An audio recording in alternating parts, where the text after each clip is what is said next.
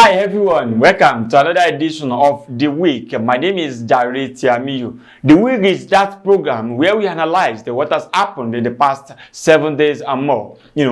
From Osun State here to what is happening in the country and then to the globe. We'll start from here. We'll start from Osun State.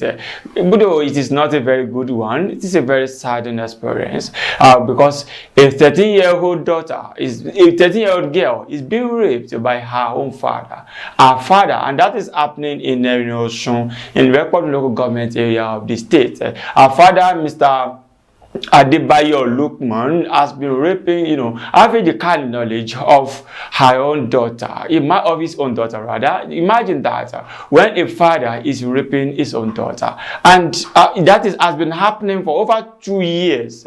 For 2 years now, this is coming some days after a girl, 11-year-old girl, died because of the pains she suffered from the rape with a 65-year-old father, a 65-year-old man in Lobu. That is the headquarters of the local government. The other one is in the other local government. Though the man is not from Lobu, he was residing there, but the girl died last week. That was last week, Tuesday. May her soul rest in peace. But I can tell you that the man is currently having good days, or whatever you want to call it, at Ilesa prison. Ilesa correctional facilities. And we'll continue to monitor that. The girl was buried last week. And once again, may her soul continue to rest in peace. But that of the man in there is still in custody. And we'll continue to see what is going to happen. The Commissioner for Women Affairs, Honorable Commissioner, come closer. I think this matter is becoming very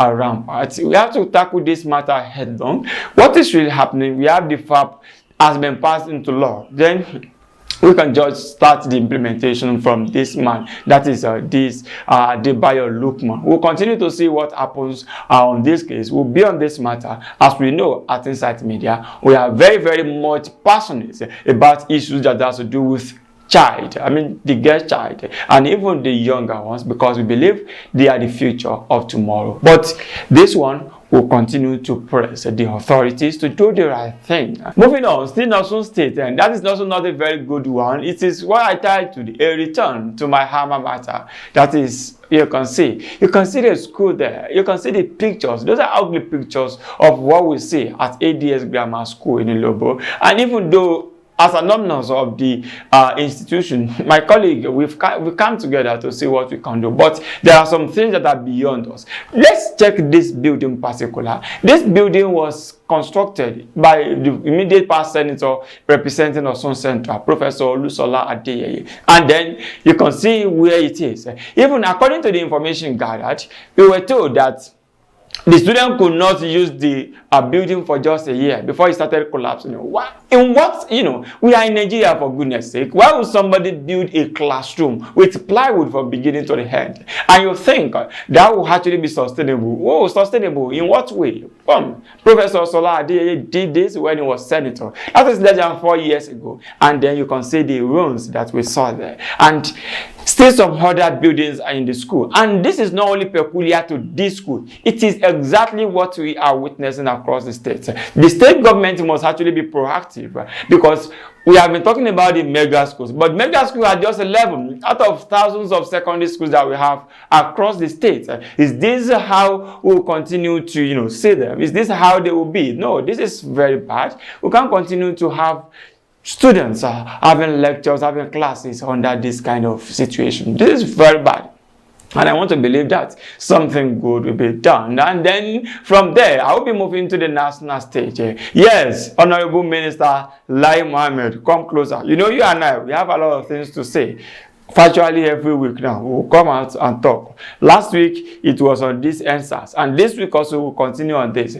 First time, Honorable Minister said, he did not say nobody died. But last week, the Honorable Minister came out again and said, no, this report is nothing but a ruse. That this report is not good, and he was able to say the federal government of Nigeria is actually rejecting the report of EndSARS panel set up by the Lagos state government. It is exactly what the minister is trying to say. And as we were just trying to react to that, the Minister of State for Labor, Barrister, let me call him Mr. Festus Keyamo, SAN, Senior Advocate of Nigeria, came out to tell us that even the committee is illegal. You know, imagine that. He said the report is going to be illegal because the committee was constituted outside the provisions of the law. What exactly was he saying? Fine, if the committee is legal, because he said the committee cannot probe the agents of the federal government. I mean, he's talking about the army and the police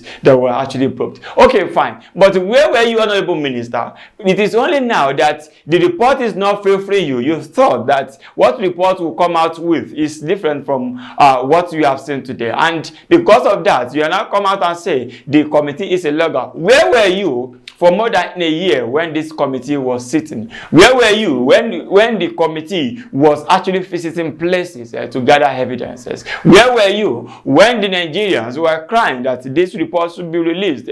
But now, you waited all that time. You did not tell us that it is illegal. But after you have seen the report that it is not favoring the federal government considered the report as somehow. And that is where you can now come out and say that the report is illegal.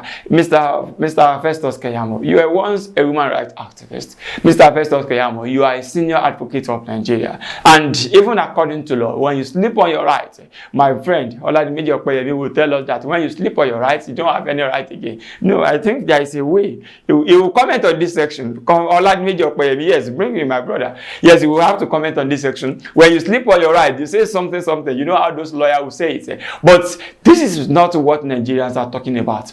Nigerians will have a right to inquire, to ask questions about what is happening in this country. And, you know, we'll continue to see. We have just some hours to the 15 days promised by the Lagos State government to release the white paper. We'll see what the white paper will say. And before I continue, I want to go on a very short break. When I'm back, I will continue with the week.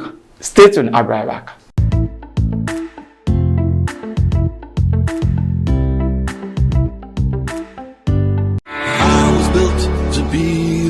Day by day, governance is becoming more meaningful in Osun as dividends of democracy are delivered to the people's doorsteps. Governor Isiaka Adegboyega Oyetola has continued to put smiles on the faces of old and young. Active civil servants now receive new minimum wage, while pensioners also smile to bank at end of every month. Artisans and market women now praise the governor. Osun is now witnessing a holistic development in education, healthcare, economy, agriculture, and tourism.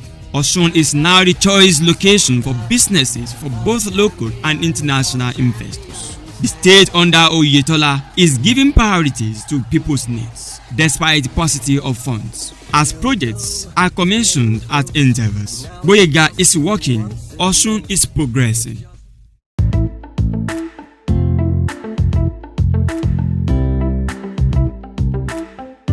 Welcome back from that very short break. It is the week, and my name is Jare. Tiami, you have been the one taking you through the week. And still in the country, still at the federal government, the Minister of Aviation, Senator Ade Serika, last week told us that Nigerian Air will be operated with rented aircraft. No, Honorable Minister, come closer. You say that we are going to start the Nigerian Air next year, February 2022 or April 2022. But we are going to be starting with rented aircraft. Please come closer. What exactly are we calling Nigerian Air when we don't have the aircraft? Is it the office or the logo? You know, anyway, there is something. You remember that last year we used $1.5 million. No, $1.5 million. Get it right, to design this Nigerian Air logo. You can see. So that is one of the properties that we are starting at the Nigerian Air line, Nigerian Air with. You can see if we start with this, at least we have started. Honorable Minister, every year we see billions of naira for consultancy. At least the one we have in the 2022 budget is around 4 and something billion naira for this Nigerian Air. And we still don't have the provision for the aircraft. You said it will take us years. If we order the aircraft now, it will take us years before we can get them. Fine. Why can't we wait until we get the aircraft? Must we start the Nigerian Air where we don't have what it takes. What do we call Nigeria here without the aircraft? We are not operating in Banana Land, Mr. Minister. Is this how we will continue? Anyway, we'll continue to monitor, and we know that we have some personalities. At least the federal government has granted some, private jet individuals, the VIPs, from flying private jet because of some reasons. Maybe we'll borrow that. We can just rent some of those, and then we'll start the Nigerian hair. And finally, for today, it's going to be sports. Though, during the weekend, the Chelsea fans thought that they are going to beat my own team. But unfortunately, we showed them that even if Watford is beating Manchester United, it cannot be Chelsea. I am still on that. But on this, Lionel Messi has won the 7th Ballon D'Or. There have been questions about that. There have been issues around that. Though some people will say that he's a Manchester United fan, and that is why he's actually not in support of Lionel Messi winning the Ballon d'Or. But no, that is not what I mean. At least Lionel Messi himself said that Robert Lewandowski deserved the 2020 award, but he did not get it. Yes, let's now analyze 2021. What has happened? What has been so spectacular about Messi? And Ronaldo doesn't deserve it. But we still have some players. In 2018, Luka Modric won the Ballon d'Or because of his performance for Real Madrid to win the Champions League, and also his performance for Croatia to win, to come second at the World Cup. And now we have some players that actually performed well. We have the like of Jorginho, whose team is from Chelsea. He won the 2021 UEFA Champions League, and then he also led his team to, even though he wasn't the captain, but he was part of his team that won the Euro 2020. And if we have players like this, is it only goals that we can't?